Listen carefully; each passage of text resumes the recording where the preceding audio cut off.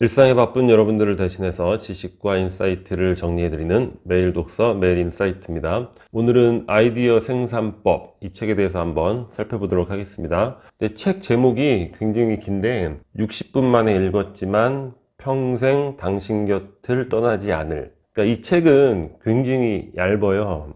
읽는 시간이 60분도 안 걸리지 않을까 이런 생각이 드는데 내용은 굉장히 강렬하고 유용합니다. 그러니까 평생 우리 곁을 떠나지 않을 그런 유용한 인사이트를 주는 그런 책이라고 할 수 있죠. 우선 이 책은 우리가 아이디어라는 대상에 대해서 편견을 가지고 있구나, 이런 것들을 일깨워 주죠. 우리가 아이디어 하면 어떻습니까? 크리에이티브, 창의적이고, 뭔가 태어날 때부터 창의적인 기질을 타고나고 그러한 비법한 능력이 있는 사람들이 전구에 불이 팍팍 들어오듯이 어떠한 상황에서도 어떠한 종류의 아이디어도 팍팍 터트리고 이런 걸로 오해를 하잖아요.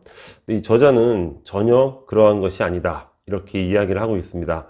아이디어는 끊임없는 노력의 결과다, 이렇게 이야기를 하고 있죠. 그러니까 평범한 사람들도 정확한 아이디어 생산 방법을 알고 그러한 방식으로 노력을 하면 분명히 좋은 아이디어를 얻을 수 있다. 본인 스스로가 1000번이 넘게 적용하고 경험을 했다고 아주 확신을 하고 있습니다. 그리고 이 책이 출간됐을 당시 이 책을 읽고 수많은 독자들이 저도 그러한 동일한 경험을 했습니다, 이러한 편지를 보내왔다고 합니다.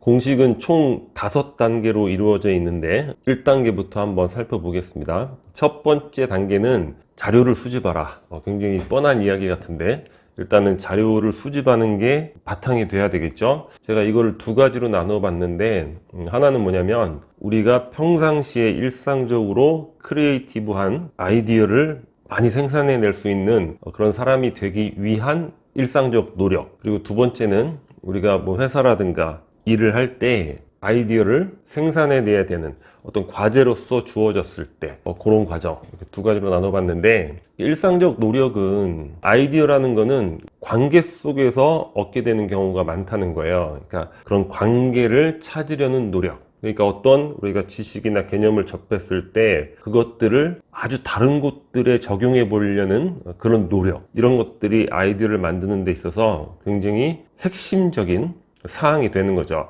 이 책에서 예로 들고 있는 건 뭐냐면 정신분석학이라는 게 있는 거예요. 아주 학문적이죠. 어려운 학문인데 또 정치 캠페인이라는 영역이 있어요. 해럴드 리스웰이라는 그 사람이 이 정신분석학을 읽었는데 언어가 이 정신분석학의 대상이 되는 환자에게 있어서 아주 깊은 영향을 끼친다는 이런 개념을 본 거죠. 그러면서 정치 캠페인에 이 부분을 적용을 한 거예요. 물론 지금은 우리가 정치 캠페인을 하는 데 있어서 언어의 중요성을 누구나 알고 있지만 이 책이 나올 당시에는 그렇지 못했나 봐요. 그래서 그런 부분들을 적용해서 아주 성공적인 그런 정치 캠페인을 하게 된 그런 사례들. 그리고 우리 얼마 전에 구글 스토리라는 두꺼운 책 다뤘잖아요. 거기서 세르게이 브린과 레리 페이지가 검색엔진 알고리즘 어떻게 만들었죠? 본인들이 스탠퍼드 대학원을 다니잖아요. 논문을 써야 되고 좋은 논문이 뭐지? 인용 횟수가 많은 논문이 이제 좋은 논문으로 인정을 받고 있죠. 그러면은 검색 엔진도 타 매체에 얼마나 많이 인용이 되는가, 언급이 되는가, 그러니까 레퍼런스가 얼마나 많은가, 이런 걸로 이제 물론 비중이 높은 매체에서 인용이 됐으면 가중치를 부여하는 이런 방식으로 검색 알고리즘을 만들어서 당시에 아주 선풍적인 인기를 끌게 되죠. 가장 최적화된 검색 엔진이다. 구글의 기업 문화에서도 직원들에게 20%의 시간은 당장 주어진 업무 말고 그 이외에, 물론 이제 회사의 발전과 관계된 일이어야 하지만 그런 일들에 자유롭게 쓸 수 있게 했죠. 그게 무엇이냐? 바로 스탠퍼드 대학의 교수들에게 적용되는 그런 업무 룰이었단 말이에요. 그런 것도 갖다가 이제 적용을 하는 거죠. 그러니까 우리가 전혀 다른 분야라 하더라도 그런 것들을 어떻게 관계 지을 수 있는가, 이런 것들을 끊임없이 생각하는 게 바로 아이디어를 만드는데 중요하다는 거죠. 이 저자는 일상적으로 여러분들이 아이디어가 많은 사람이 되려면 사회과학 도서를 많이 읽어라. 특히 광고 마케팅에 종사하는 분들에게 그렇게 추천을 하고 있는데, 예로 든 책이 뭐냐면 베블런의 유한계급론. 뭡니까? 책 제목만 봐서는 굉장히 어렵게 느껴지는데, 우리 베블런 이펙트라고 해서 가격이 비싸면 비쌀수록 더 잘 팔리는 뭐 명품이라든가 뭐 이런 이야기 우리 학창 시절에서도 배우잖아요. 그런 걸 보면서 제품이 하나의 상징으로 기능할 수 있다는 점, 이런 것들도 아이디어로, 그리고 광고 마케팅에 적용할 수 있는 것이고, 리스먼의 고독한 군중, 이 책도 추천하고 있는데, 이 책은 지금 굉장히 유효할 것 같아요. 왜냐? 1인 가구가 가면 갈수록 많아지고 있죠. 그러면 이 책 속에서 그런 1인 가구를 대상으로 하는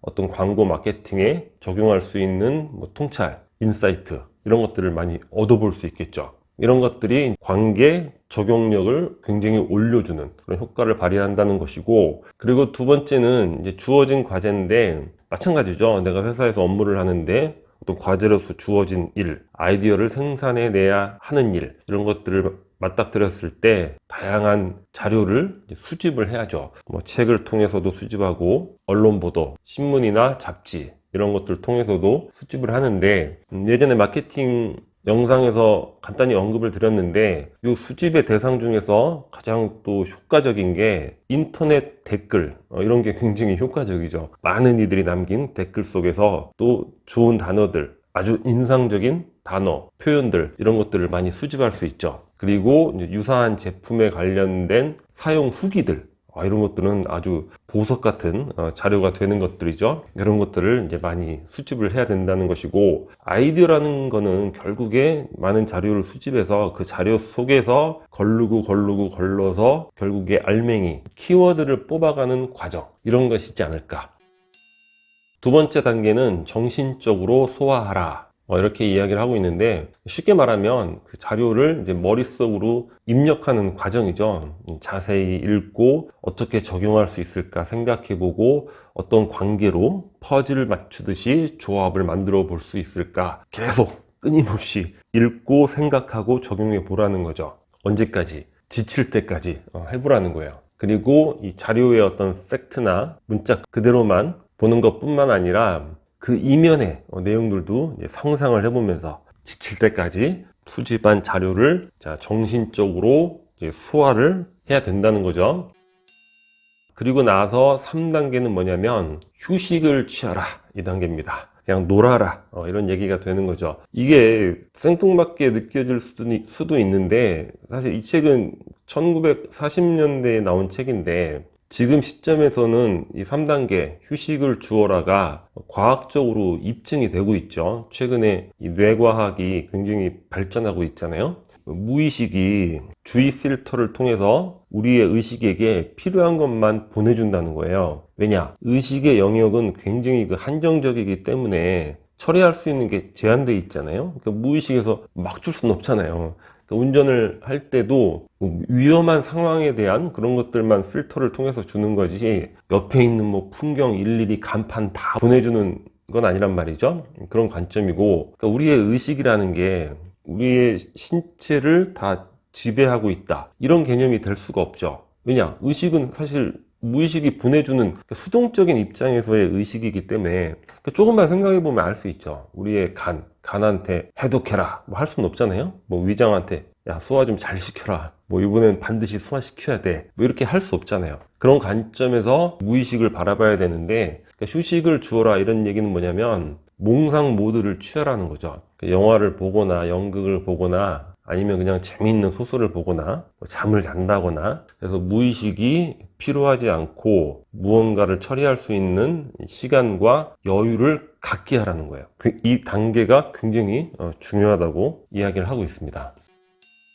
4단계가 뭐냐면 느닷없이 눈앞에 아이디어가 나타난다. 아주 느닷없는 이야기일 수도 있는데, 이 저자는 1, 2, 3단계까지 잘 했으면 4단계는 반드시 찾아온다고 이야기를 하고 있습니다. 본인이 1000번도 넘게 검증을 했다는 거예요. 여러분들도 1, 2, 3단계를 한번 시도를 해보세요. 4단계가 반드시 찾아오는 걸 느낄 수 있지 않을까 그런 생각을 해봅니다. 그러니까 이 단계는 뭡니까? 유레카, 이렇게 되는 거죠. 정말로 전구에 반짝. 느닷없이 양치질을 하다가 아이디어가 팡 떠오른다거나, 운전하다가 그냥 팡 떠오른다거나, 우리 이 개념에 대해서는 엘리자베스 길버트 그 테드 강연에 대해서 다룰 때 한번 언급을 한 적이 있는 것 같아요. 그러니까 지니어스라는 게 예전에는 천재라는 의미가 아니라 밖에서 찾아오는 뭔가 이런 굉장한 아이디어, 이런 것들을 지니어스라고 이야기했다고 합니다.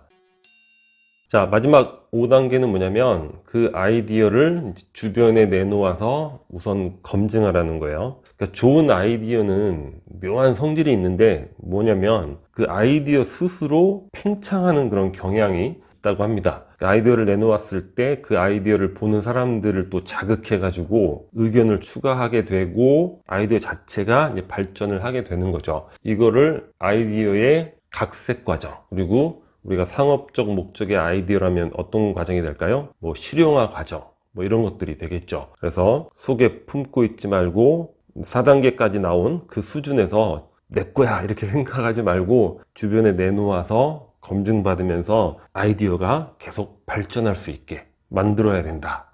이렇게 이야기를 하고 있습니다. 잠깐 듣는 것만으로도 이 5단계는 금방 암기할 수 있을 것 같아요. 자료 수집, 정신적으로 소화, 열심히 공부하는 거, 휴식, 그다음에 아이디어 떠오르고 내놓아서 아이디어를 더 키우는 것, 이렇게 되는 굉장히 간단한 이야기인데 우리 인간이 위대한 창의력을 발휘해 왔던 과정, 그 모든 과정들이 이러한 동일한 패턴을 통해서 이루어져 왔다는 것, 개인적으로는 거의 확신감을 갖게 되는 것 같습니다. 여러분들도 한번 적용을 해 보시면서 좋은 아이디어, 지금 당장 주어진 그런 부분에 대해서 아이디어 떠올려 보시고 또 일상적 노력도 많이 하시면서 번뜩이는 그런 크리에이티브를 소유한 그런 인재로 거듭나 보시기를 조언드립니다. 자, 오늘 영상은 여기서 마치도록 하겠습니다. 여기 캐리커처가 구독 버튼이고요. 구독과 좋아요 많이 부탁드리겠습니다. 감사합니다.